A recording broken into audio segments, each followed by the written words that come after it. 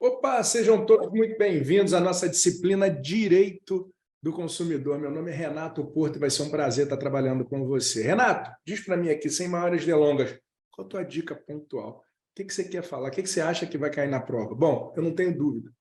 O que vai cair na tua prova se chama superendividamento do consumidor. Por que eu não tenho dúvida, gente? Porque a lei do superendividamento chegou. E a lei do superendividamento não é uma lei desapegada do Código de Defesa do Consumidor. Não é uma lei como o Marco Civil da Internet, a Lei Geral de Proteção de Dados, que a lei funciona lá e o Código de Defesa do Consumidor funciona aqui. Não. A lei do superendividamento trouxe novos incisos para o Código de Defesa do Consumidor. Então, imagina que você é examinador, você fala assim, pô, e você vai fazer a questão da prova de direito do consumidor. Você já fez tudo que é tipo de questão. Surgem novos artigos, novos incisos, o que você faz? É aqui, é por isso que a minha aposta está aí. Então, a primeira dica que eu tenho que te dar é o seguinte, você tem que estar preparado, você tem que estar preparada, porque a sua lei pode estar desatualizada, porque a lei do superendividamento é muito nova. Renato, como é que eu faço o teste para saber se a minha lei está legal? Abra aí a Lei 8.078 de 90, o Código de Defesa do Consumidor. Abre esse negócio aí agora, pelo amor de Deus. Aí está você abrindo lá, vá no artigo 6º do CDC. Artigo 6º do Código de Proteção e Defesa do Consumidor. Artigo 6º. Aí você foi lá, artigo 6º, Renato, abri. E aí? Conte quantos incisos tem no artigo 6º. Conta aí. Conta aí. 1, 2, 3, 4, 5, 6, 7, 8, 9, 10. E, Renato, o meu artigo 6º tem 10 incisos. Então, a sua lei está desatualizada. Porque a sua lei tem que ter 13 incisos. Foi isso mesmo. A lei do superendividamento trouxe mais 3 incisos para o artigo 6º. Então, se nesse minuto você tiver com 10 incisos para a lei, está para trás. Troque agora mesmo seu código, tá bom? Legal? Feito esse teste, vamos lá. Renato, me dá o conceito de superendividamento. Quem é o consumidor superendividado? E aí você vai anotar. Consumidor superendividado é aquele que não consegue honrar, arcar com suas contas de consumo. É aquele que não consegue honrar, arcar com as suas contas de consumo. Ou seja, ele não consegue, no final do mês, pagar suas contas. Mas é muito importante. Esse consumidor tem que estar de quê? De boa fé. Né? Não é um consumidor de má fé, que assumiu essas dívidas indiscriminadamente. Não, uma pessoa que não está conseguindo honrar. Em linhas gerais, é o cara que ganha R$ 2.000 e está devendo R$ 10.000. Quando é que ele vai pagar isso, gente? Ou então está devendo R$ 6.000, que seja R$ 4.000. Ganha 2, está devendo 6. Como é que paga? Até porque o juro que é cobrado, sobretudo no cartão de crédito, 14,99% ao mês, mês que vem ele está devendo 10, no outro mês ele está devendo 11, daqui a pouco está devendo 15, daqui a pouco ferrou. E o que o legislador quis? Quis resgatar esse cara. Que pense, é através de uma compra que você dá dinheiro para uma empresa. E essa empresa recolhe impostos. Quando esse cara está no SPC, no Serasa, ele deixa de comprar. Se ele deixa de comprar, ele deixa de remunerar a empresa. Deixou de remunerar a empresa não recolhe impostos. Para a economia nacional. Ah, Renato, então eu entendi porque que veio a lei do superendividamento. Pois é. Renato, quais são os benefícios trazidos pela lei do superendividamento? Bom, eu acho que a coisa mais importante que surgiu foi o processo de superendividamento. Você pode entrar com uma ação própria pelo Código de Defesa do Consumidor. Onde é que vai estar essa ação? Lá no artigo 104 do CDC. Lá no artigo 104. Renato, faz um resumo dele para mim? Faço, com o maior prazer. Como é que acontece? Lá no artigo 104, você vai ver o seguinte: o consumidor pode chamar todos os credores, como se fosse um litisconsórcio ativo, sabe? Então, esse consumidor chama todos os credores e ele ingressa com uma ação de superendividamento. Essa ação de superendividamento vai poder parcelar, pode anotar, parcelar a dívida em até 60 meses, com a primeira para até 180 dias. Anote isso. Em um processo de superendividamento, o consumidor pode parcelar a dívida em até 60 meses, com a primeira para até 180 dias. Renato, todo e qualquer consumidor? Não. Por quê? Para o processo de superendividamento, a lei grita que isso só vale para a pessoa natural. O que é a pessoa natural? Pessoa física. Então, o que pode começar a cair na minha prova aí? Primeira coisa, uma pessoa jurídica entrando com uma ação de superendividamento. Ah, então isso pode ser uma pegadinha? Pode. E agora você já está preparado, já está preparado. Legal. Entrei com uma ação de superendividamento. Pedi para parcelar. Quais são as premissas? 60 meses com a primeira para 180 dias. Agora anote, preservando o mínimo existencial. É o mínimo que você precisa para existir. Então, quais são aquelas contas assim que podem integrar o seu mínimo existencial, né? Alimentação, educação, moradia. Então, a base. Renato, o que pode acontecer preservando esse mínimo existencial? A conta vai ser a seguinte: você vai pegar o mínimo existencial, quanto você ganha? Ah, eu ganho 2.000. E qual o mínimo que você precisa para existir? Pô, Renato, eu para existir preciso de 1.850. Se eu apertar tudo, pô, só de tu não ter que pagar o juro do cartão de crédito, tira isso. Só de tu não ter que pagar a prestação tal, tira isso. Só de tu não ter que passar o crediário, tira. Aí você entra com o processo contra todos eles. E o interessante é o seguinte, você não está entrando com um processo para dizer assim, ah, porque eu fui induzido por juros extorsivos. Não, você está dizendo, eu estou superendividado. É a falência do homem, a falência civil. É como se fosse um processo de recuperação econômica da pessoa física. Deu para entender? Ah, entendi.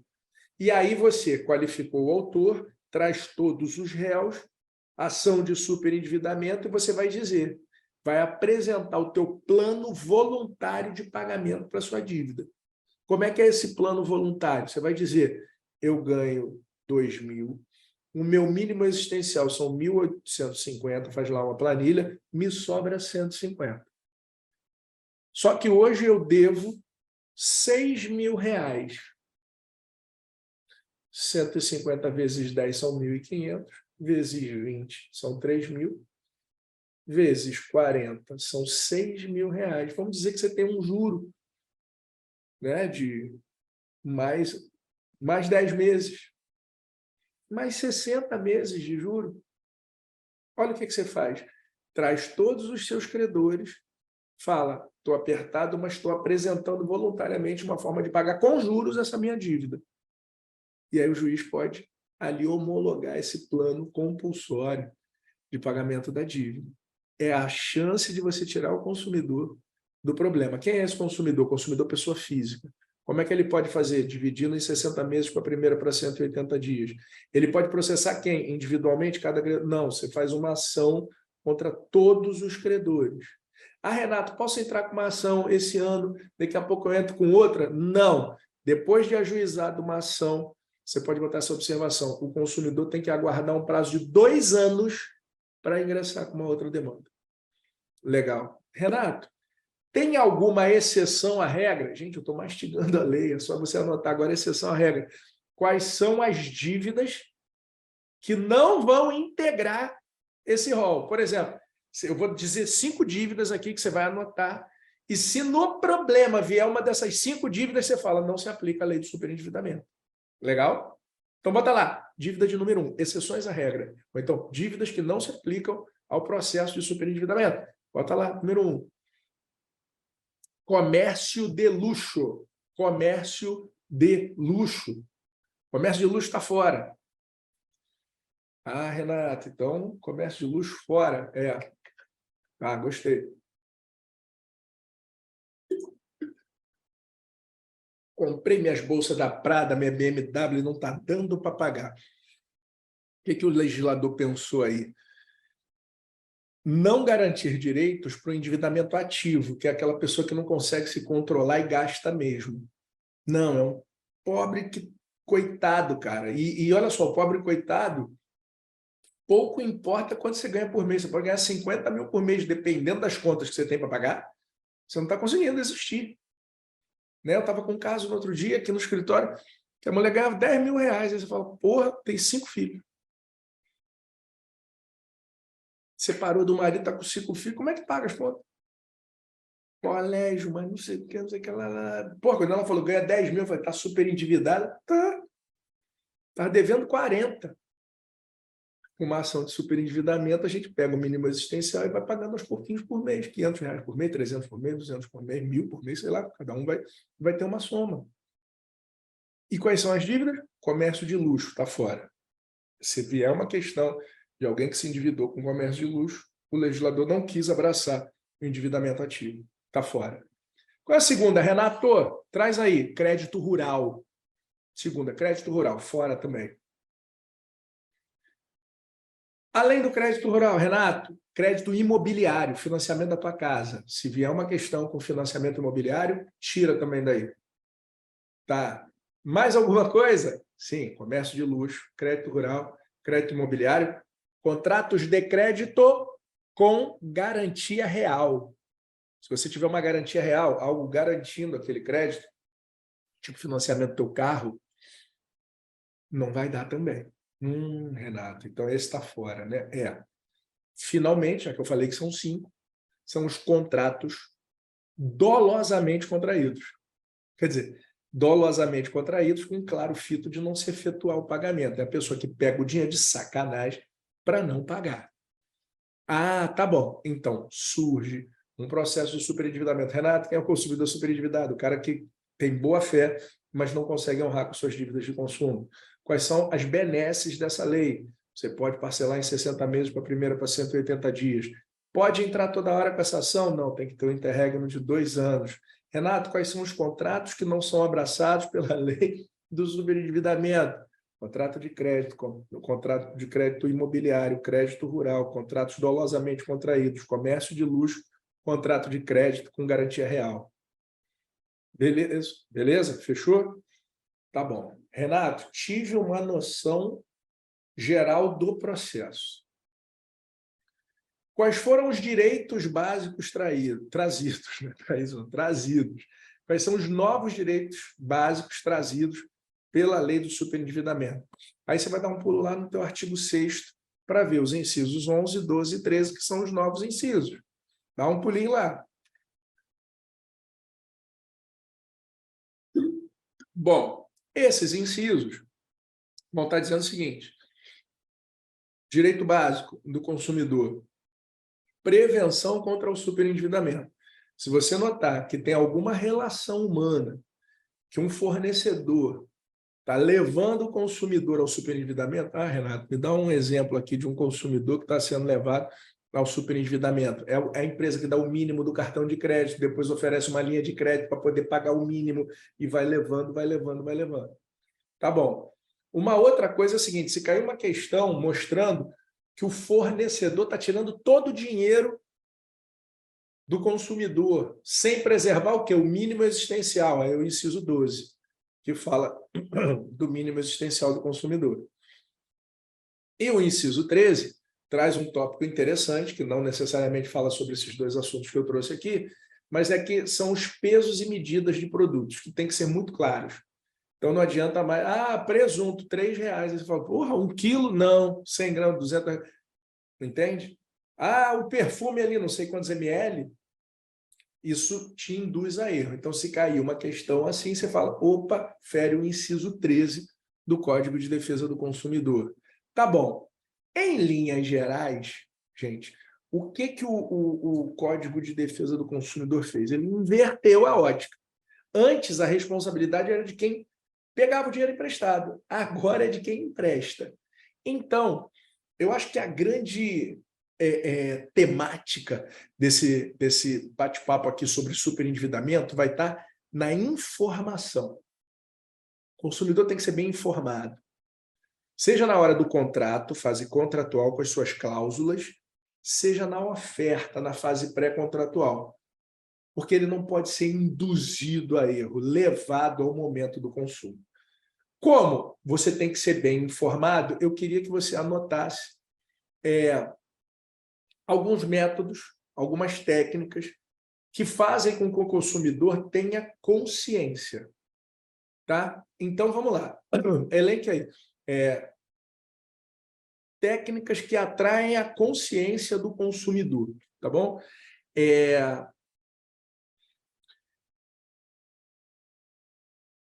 Na hora da oferta ao crédito, o fornecedor não poderá indicar que o crédito será concedido sem a observância do SPC, do Serasa, aos bancos de dados.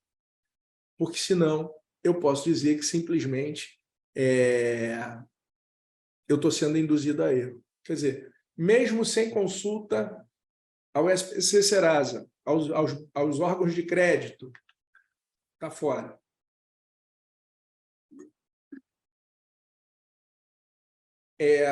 Uma oferta que omita os riscos do negócio. Está vendo que você vai se ferrar com a taxa de juros, com isso e aquilo, e a oferta omitiu isso. 3, assédio ao consumidor. Já foi assediado alguma vez? E, pum, você recebe aquilo e você fica numa situação sem graça ali, né, cara? Porra, acaba pegando. E você se endividando. Uma vez, cara, eu fui num hotel, e aí no hotel o cara falou, você ganhou um jantar. Eu falei, porra, ganhei um jantar? Lá na cobertura, eu falei, meu Deus, ganhei um jantar na cobertura. Você só tem que assistir uma palestra. Meu irmão, os caras foram me pressionando ali para fazer parte de um clube de não sei das quantas, que tinha piscina, tinha não sei o quê, que eu poderia ir para uma rede de hotéis, negócio de 30 mil reais. Eu vi ali, cara, eu que tenho conhecimento, me sentindo acuado, um gatilho mental da reciprocidade, né? Porque os caras estão te dando bebida, estão dando não sei o quê, vão pagar um jantar, você vai ficando sem graça. Quando você vê, você foi. E a pessoa, imagina, parcelando no 30 mil reais. Isso é uma grande técnica que te leva ali, tá? Uma outra é condicionar, te emprestar dinheiro para você desistir de processo. Também isso é uma prática comercial abusiva.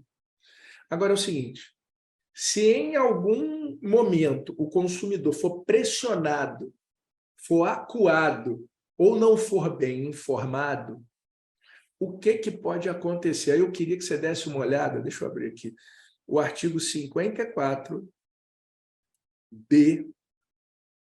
no parágrafo único, 54D, no parágrafo único. O descumprimento dos deveres previstos no artigo 52 e 54C, eu estou trazendo aqui para vocês, esse que eu fui mandando para anotar, são alguns desses direitos. Se você quiser olhar, é só você dar uma olhada no 52 e no 54C. Você vai ver que eu já falei a maior parte deles aqui, tá bom? Você vai observar isso. Se uma vez for descumprido isso, quais as obrigações do fornecedor? Você pode colocar sanções pela ausência de informação no momento da oferta. Aí eu vou pegar ali, ó, poderá acarretar a redução do juro e do encargo, ou de qualquer acréscimo ao principal, além da dilação do prazo. Então, bebê, se na hora de emprestar dinheiro você não teve esse mínimo, você pode acabar suportando essa inadimplência. Beleza? Essas são as principais adequações e não alterações do Código de Proteção e Defesa do Consumidor. Espero toda a sorte do mundo que caia essa questão. Se cair, você vai mandar mensagem para mim. Porra, Renato! Passei, um grande abraço, foco, força e fé.